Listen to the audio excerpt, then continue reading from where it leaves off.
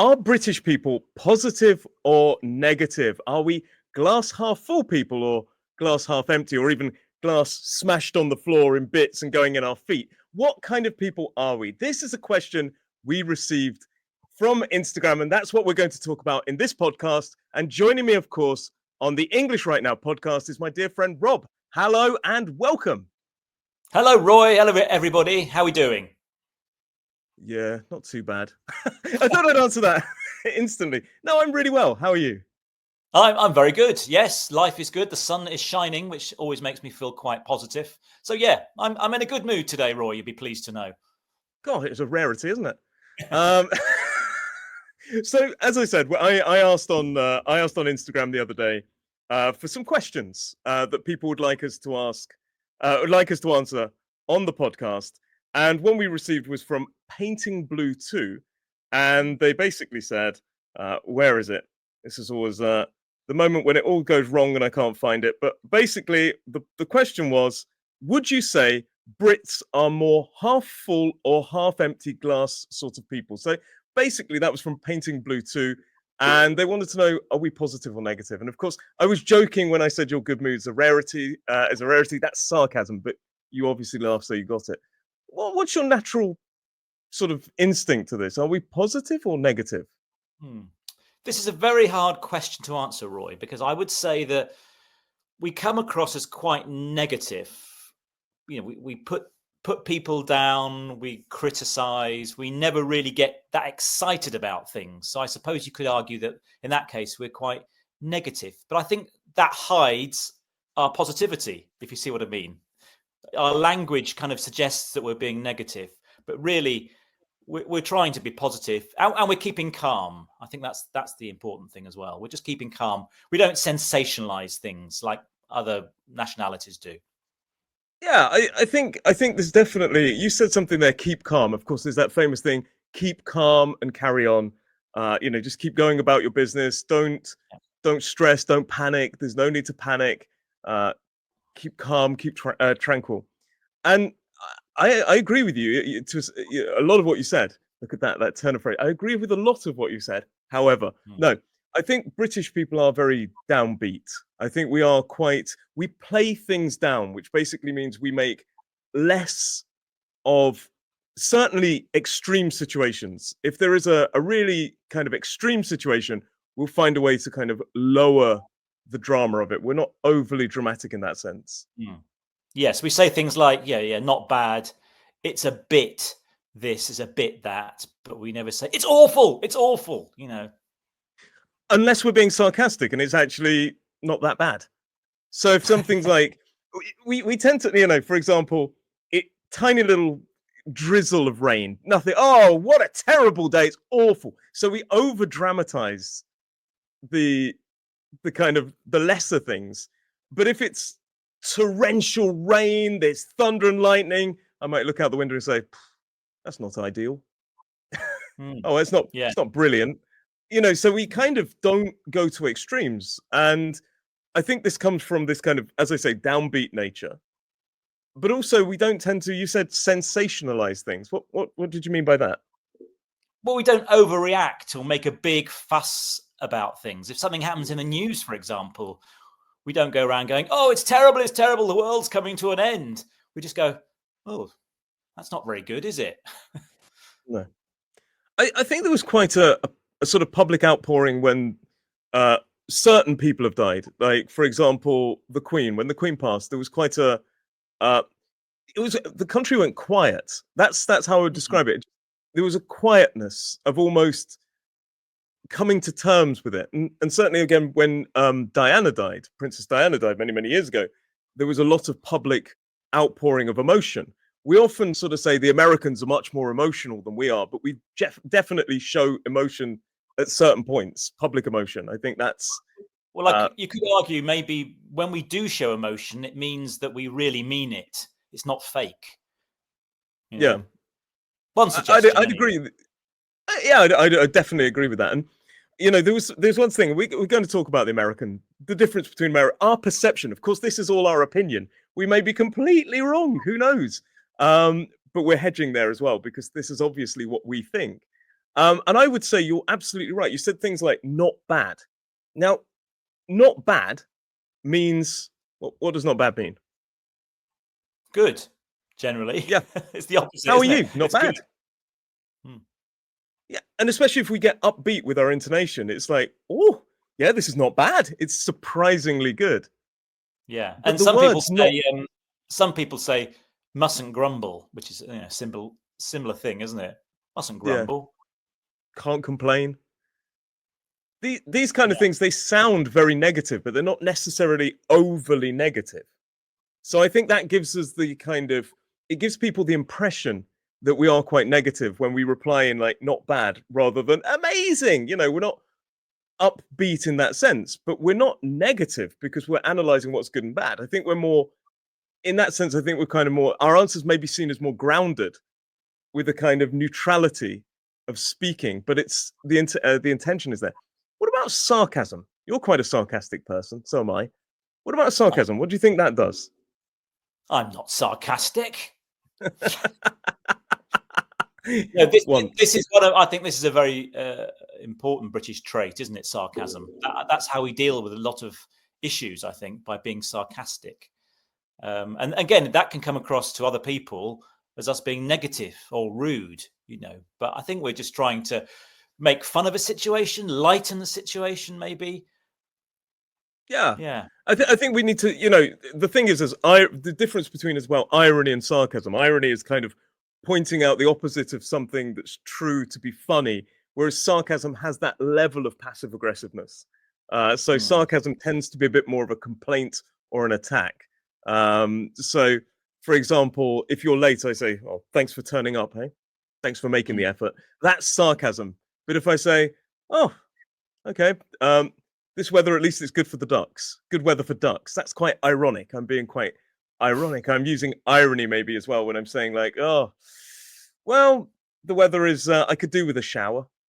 That's not yeah, necessarily sarcasm. It's more irony. And I think those two can sound quite negative.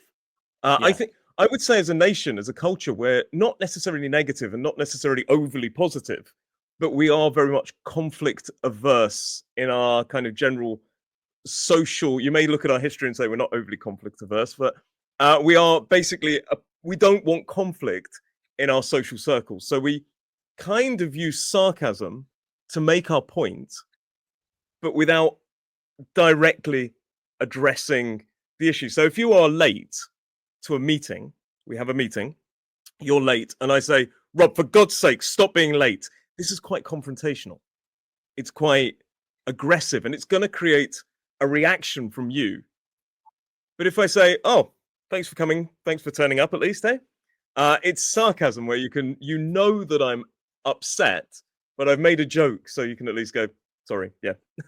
mm, And mm. I'm diffusing the situation before it starts, but I've made my point.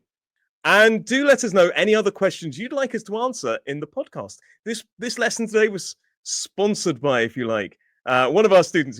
The question was asked: if you've got any questions you'd like Rob and I to talk about, then let us know. And this idea of the stiff upper lip is like keep your sort of face sort of almost. It's all good. It's all okay. Not a problem.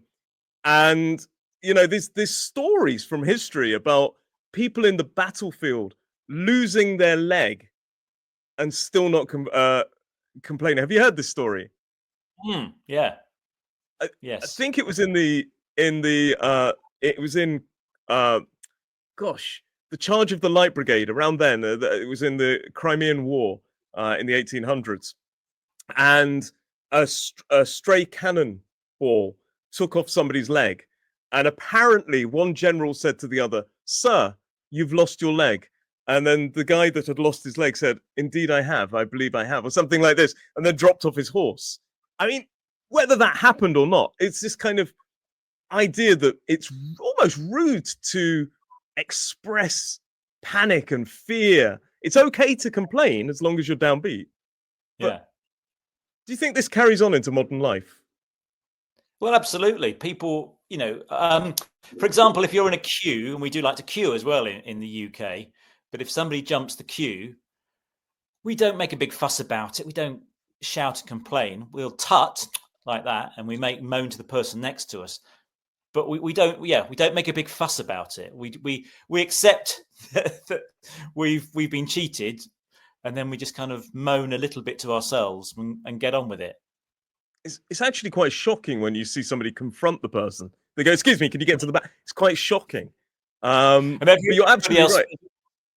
And everybody else feels a bit awkward, don't they? Oh, he's got a bit loud. He's making a bit of a fuss about this. I was going to say making a fuss. So making a fuss is a bit of a commotion, a bit of panic, a bit of sort of, kind of conflict even. But we're playing it down by making a fuss. It makes it sound less than it is. Oh, he's making a fuss. What's he doing? He's smashing up the front room or something. And you're absolutely right. You almost kind of start to criticize the behavior of the person who's creating conflict, even though they're doing exactly what you would want to do, because it's not seen as normal to be confrontational.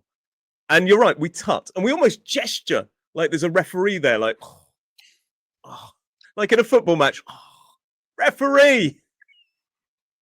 I would say as well, we need to separate the four nations of the UK. So I'm actually working on a course at the moment. I'll put a link down below, talking about British culture, what the UK is. And if you want to learn more about British culture, there is a course dedicated to that, talking about traditions, culture, what the British say versus what they mean, these sort of things. And if you want to really learn British culture, this is something you should definitely check out. But I would say we need to separate the four nations, because, of course, we are one of the four nations. We're England. We're from England. We're English. We are UK. There's a lot going on there. But there's also Scotland, Wales, and Northern Ireland. And I'd probably say that Scottish and the Welsh and the Northern Irish could be seen as more proud of their individual nations than maybe the English are. There's almost a kind of the English certainly don't celebrate national days. Not many people that I know. We have a national day. It's the 23rd of April, I think. Look how confused I was there. St. George's Day, but it's the same day as Shakespeare's birthday. So I think people tend to celebrate that rather than, but in Scotland, St. Andrew's Day, St. Patrick's Day in Ireland, and St. David's Day in Wales, they're much more kind of celebrated, I believe. They're much more patriotic, aren't they? Yeah. And that's possibly, do you think that's possibly due to history, maybe, for England being a bit more subdued? Yes, I mean, historically, England have taken over these other parts of the UK, and therefore people are very proud of their nation and how they've fought back. I suppose that's one of the ideas, and they're proud to fly their national flag, proud to sort of show off their local traditions and things like that. So I think that's what it is. Yeah, I think definitely. And certainly in England, maybe there's a almost feeling like we should keep our heads down for a little while. And there's less nationalism in England, although it is growing in certain sectors. But there's almost a sort of anti-nationalism feel in England. It's not seen as the most positive thing by a lot of people. Some people think it's a good thing to be proud, which I think there's a fine line between pride and kind of going too far. And I think there's definitely that in England for certainties. But I think let's go back to the US as well, because when I went there, first of all, my sarcasm didn't land very well.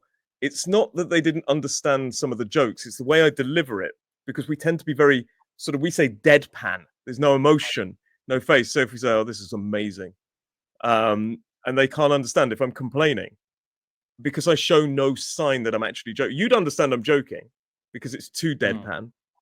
But for an American, I found it didn't land very well, which probably made them think I was a bit more negative. And by the way, this question came from Painting Blue too. And if you do have any other questions that you'd love us to discuss in a podcast, because this is unscripted, it's just me and Rob talking. It's just, we're just having a chat. It's completely unscripted. Let us know in the comments. But I think, what do you think about generations? Is there a generational thing of positivity and negativity? I think an older generation were more proud of their country and wouldn't criticize so much the country. I think now we speak perhaps more openly, and so we voice our opinions more. But it doesn't mean we're more positive, because we criticize more now. if we talk about the post-war generation, sometimes known as the baby boomers, they were kind of, I would say certainly my parents always talked about my grandparents who were from the war generation. Was that the silent generation? Is that what we call them? Mhm. So they were much more like save for a rainy day. You never know when things are going to be bad. Make sure your future's going to be okay. So they were always worried about what was going to happen next and preparing for possible negativity. And I would definitely say, from my point of view, that was quite a negative experience. My parents always say, save for the rainy day, make sure you've got money in the bank, make sure everything's okay. And I've been a bit more with my children, with my son and my wife. I've been a bit more kind of like, well, yeah, let's live for today. I don't think I overly do. Having lived in Brazil, I don't think I live for the day as much as maybe my wife does, or her culture does. That's my perception of it. But I definitely think I'm trying to be more.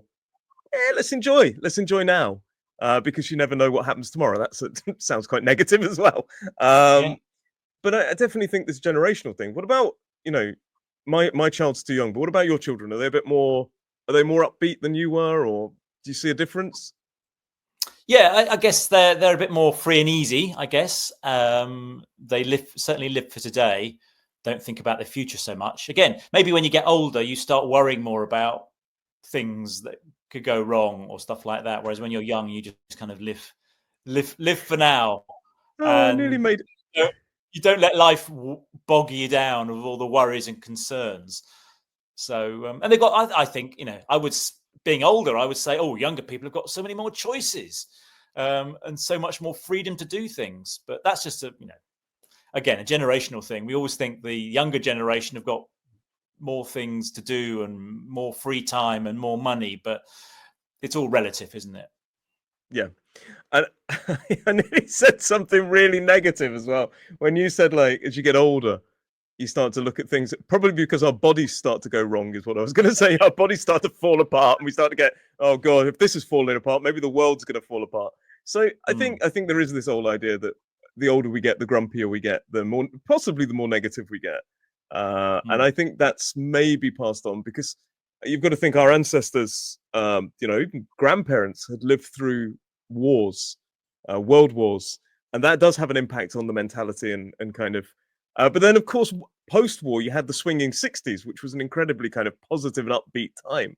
So usually, there's a kind of positive and negative cycle, maybe in life in general, in generations, Yeah, and maybe right now we were a bit more negative, and the next and I have to generation will be a say, bit happier. it also depends on what's going on in the world, doesn't it? Certain things and events going on can make you feel more negative and worried. And then when there's a period of very sort of calm period where everything seems to be going okay, then we all feel a bit more positive, don't we? Yes. And Yeah. you touched on one thing earlier, and I'm going to have to mention it before we wrap this up. Weather. The weather is everything. You said the sun is shining. I'm in a good mood. We don't have a lot of sun. Well, we obviously we have the seasons here which change, and we're coming into spring now, so the climate, the weather is improving, it's warming up, there's more daylight and things like that. But I think particularly in the UK, because of where we're located in the world, we have such varied weather, and the weather really affects our mood. It really does. So Definitely. seeing We some have, sunshine is a rare thing, but it makes you very happy when you do see it yeah. I mean, the sun's always there. It's just behind hidden the clouds. behind the sky of grey. I was going to say about how we're generalizing here, and obviously there are some more negative people and more positive people in the UK. Some people are half full, some are. What are you, Roy? Yeah. I think I'm quite positive, although my wife would say at times I'm probably less positive than she's actually here right now. She's giggling right behind me. Would you like your say on this, Luciana? No. She thinks I'm dramatic. But I think like in general, I'm quite a positive person. I like to see the good in people. I love people. I enjoy certainly what I do. I enjoy teaching. I enjoy my life, and I try to make the most of it because if the saying I always have, if you were happy being, some people go, I'm all right. I'm happy. I'm happy being miserable. If you were happy being sad, you wouldn't be sad. You'd be happy. I think that's the way I always see it.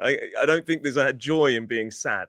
So I always No. try to find solutions to make sure that I have the best experience. Also, other people around me have the best experience. So yeah. What about you? You positive or negative? Yeah, I think I'm positive, Roy. I always look for the positives in things and in people, and try. Sometimes they let you down, and then you feel a bit more negative. But yeah, I always think give everyone a chance, give every situation a chance. Think positive, and keep feeling positive until eventually it gets you down. I say the weather. My goodness. The weather affects me as well. I'm much happier in summer when the sun's shining. Middle of winter, I can feel quite miserable and have more negative thoughts, I suppose. Yeah. What I love is how your positivity ended up in negativity. You went, everything's wonderful until they let you down. Yeah. I see. I don't want to be too positive and sound too smug, And that's it. It's that interview technique thing where we don't want to be overly too much, and therefore we actually downplay. So I would say you're positive. I'd say you're a very positive human being. We all have bad days. I'm also positive, but as soon as we start saying, "Oh no, I'm really, really positive," you think, "Oh, I better be a bit more neutral because otherwise I could sound like I'm bragging that I'm positive."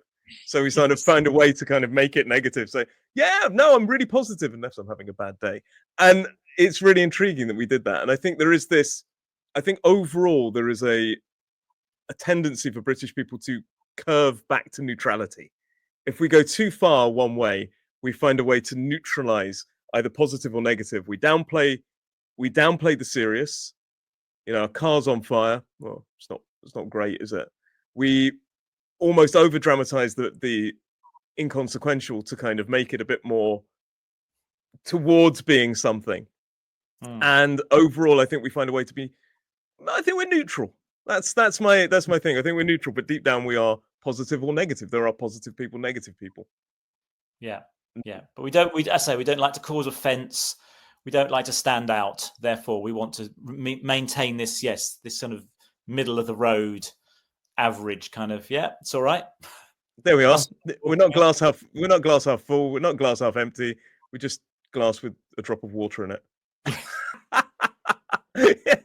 So, if you do want to learn more about British culture, there is one word that I find that a lot of students use. It is fine. Fine. Fine is not as positive always as you'd imagine in the UK. So instead of keep saying, "How are you? I'm fine. I'm fine. I'm fine." Check out this lesson for some alternatives. 23, I believe, alternatives to "I'm fine."